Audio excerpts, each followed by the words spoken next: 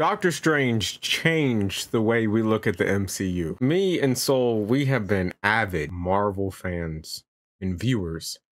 I feel like we have been kind of in this motion of we're getting sick of the I formula. would say for like the last 2.5 years, there's just been the general notion of just superhero fatigue. Yeah. Of not just Marvel, but like superheroes all in general.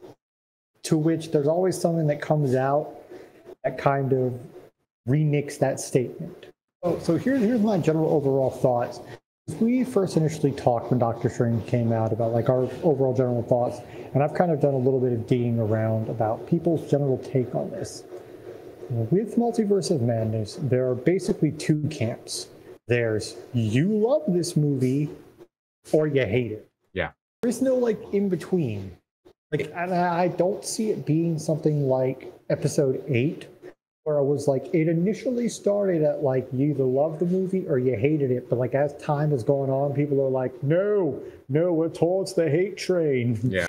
It has so many Sam Raimi elements. Directing styles. The directing styles, vision, just the way the camera's set up, scenes transition. Like it is full on Sam Raimi, including the end credit scene. Yeah, it goes full comic booky, to which it's like Doctor Strange's third eye, you know, the multiverses, American Chavez's whole power systems of, you know, the kaiju beast. Yes. You know, and that I think is kind of Marvel. It's one of Marvel's, I think, many problems. At once to where you could honestly say this was at least somewhat grounded in realism, it no longer is. Granted, you kind of, that realism went out the window where you had a talking tree and a talking raccoon. Yeah. There's two major issues, but there's that, and the major issue with Marvel is being that it is expanding, it becomes less and less of this is dedicated pure to the fans. You got to throw in a kaiju, but you got to go CG superhero-y, you know? Yeah, like there was so many moments of that I was like, okay, like I am enjoying it. It didn't tie into the intro of the movie, and it really didn't click with everything else. Now it was needed. No. It was needed. It was needed to kind of set up the world that like this is a world to where this is a normal. Yeah. Like it builds further into Strange's personality of are you happy? Yeah. And I think that that's another thing that was really touched upon with Sam Raimi's Doctor Strange here is the fact that we had reoccurring themes across the movie. And I'm not saying other MCU movies don't have that, but this one was so touched upon and such, it was a focus. And like you could recur scenes and moments throughout the movie that ties back to that moment. It was almost like a piece of literature. Going forward, because this movie brings up a lot of ideas and it brings up a lot of thoughts, and they are knee deep into the idea of a multiverse. Yes. And this has always kind of been the problem with, if you read the comics, I know the very few of you who still read Marvel comics, okay, but this has always kind of been Marvel's issue is why have there be stakes? Why have there be problems, situations, and whatnot? Yeah. When people are always going to bring up the idea of multiverse. Yeah. You know, like Sam Raimi, I think, wants to end it off on this idea of Wanda dying, you know, and then, but I don't see her actually dying because I see someone coming back, whether it's Disney or for some reason if Raimi directs a third movie, or even a season 2 of WandaVision, yeah, you know, of them coming back and being like, all right, no, she had this force field or this dimensional, or she traveled back in time. Like, you know, something's going to happen. Something's going to happen, and it's going to try to identify for a character that a lot of people that are talking out that I've heard about, a lot of people justifying because they don't know if someone can be redeemed. And I feel like this would be a perfect position to, yes, she wasn't redeemed, but she at least made one sacrificial of closure. This is Marvel. You know they don't want to do that. Yeah. This is just kind of their problem. Is it is a flex.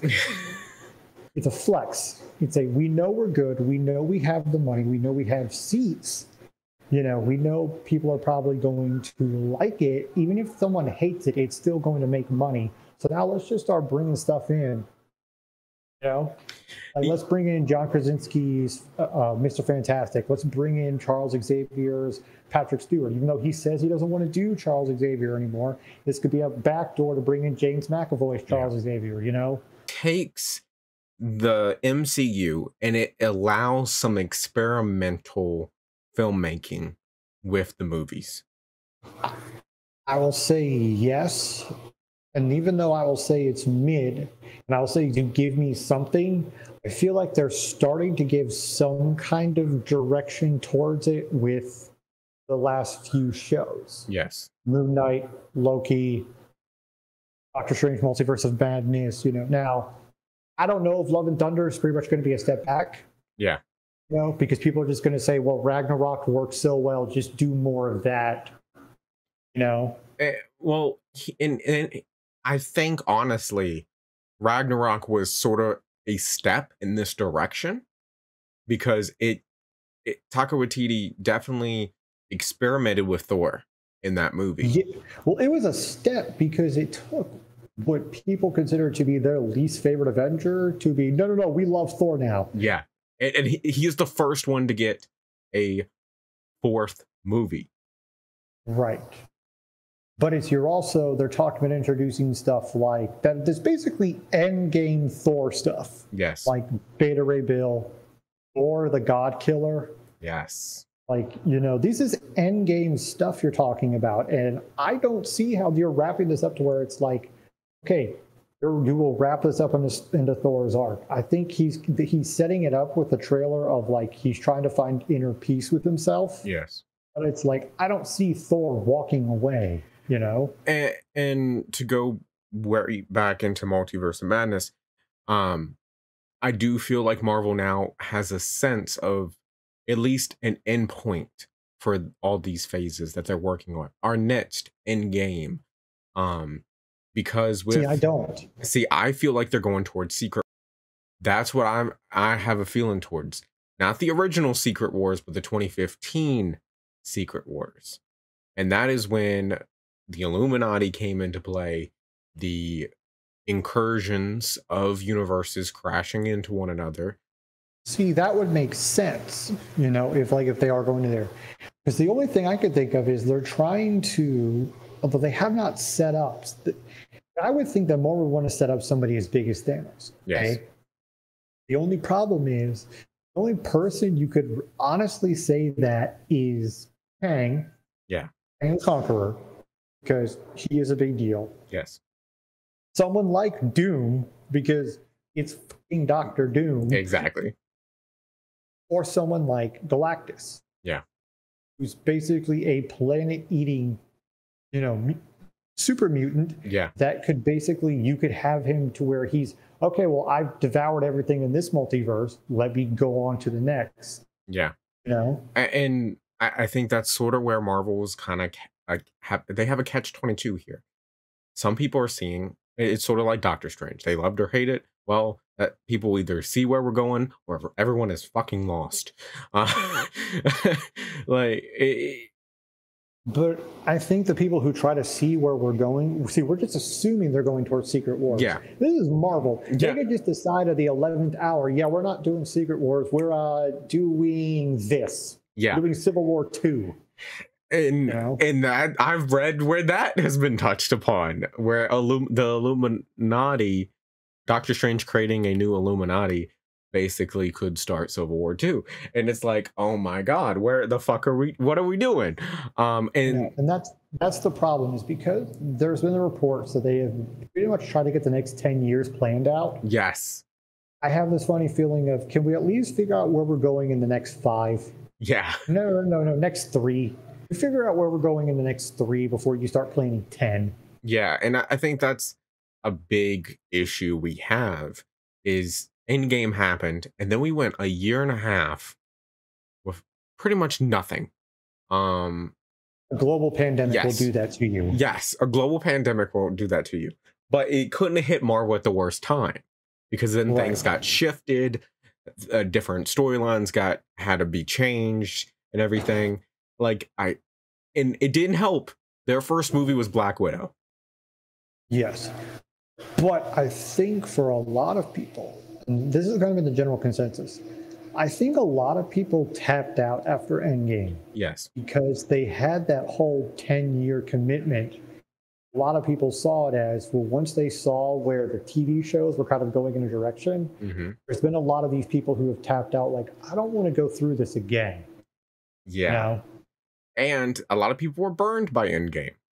Endgame is very much a very touchy movie, to say the least. We got to talk about it one day, because time has not been faithful to that film. Can be our first episode of, you know where I'm going, our brand new podcast that we're going to be starting up, which it's taken a little bit of the old and taking some new, crushing them together, and creating dog shit.